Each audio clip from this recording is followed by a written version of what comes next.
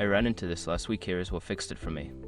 If you're looking to add funds to your Affirm account, follow these simple steps.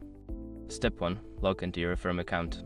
Open the Affirm app or website and enter your login credentials to access your account. Step 2. Navigate to the funding section. Once logged in, look for the funding or add funds section in the main menu. This is where you can manage your account balance. Step 3. Choose your funding method. Select how you want to add funds. Options may include linking a bank account or using a debit card. Choose the method that works best for you. Step 4. Enter the amount. Input the amount you wish to add to your Affirm account. Make sure to double check the amount before confirming the transaction. Note, if you enter an amount that exceeds your available balance, you may get an error message. Step 5. Confirm the transaction. Review your details and hit the confirm button to complete the funding process. You should see a confirmation message once the transaction is successful. Adding funds to your Affirm account is straightforward, and following these steps should make the process smooth. If you run into any issues, don't hesitate to check the help section or reach out to customer support.